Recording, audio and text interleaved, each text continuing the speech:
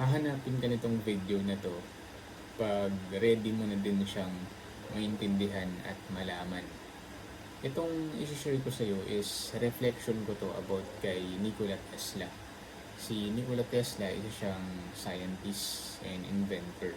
Meron kasi siyang isang famous quote na nabasa ko habang, bago ko matulog dapat ngayon, nag-reflect ako and then biglang pumasok sa isip ko yung quote niya na if your hate could turn into electricity, it will light up the whole world. Tapos biglang napaisip ako, ilan ang mga tao ngayon na marami silang inis, marami silang hate, diba? They're wasting their energy. Kaya nga naalala ko din yung sinabi ni Prophet Muhammad, peace be upon him, na live which does not concern you. Hayaan mo lang.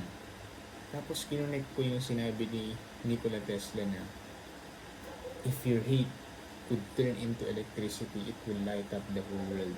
Imagine gaano katinding potential yung meron ka na energy para masabi yun ng isang scientist na si Nikola Tesla.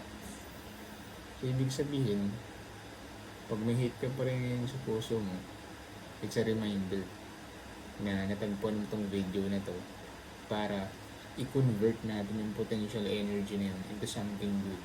And this is my positive reminder for myself first, na kailangan natin na i-share yung mga ganitong klaseng beneficial knowledge na sa tingin ko mag-benefit ka din. Kasi nga, eto, pinapakinggan mo ako ngayon habang nagsasalita ako. Diba? Ano yung na-realize mo ngayon? Comment down below.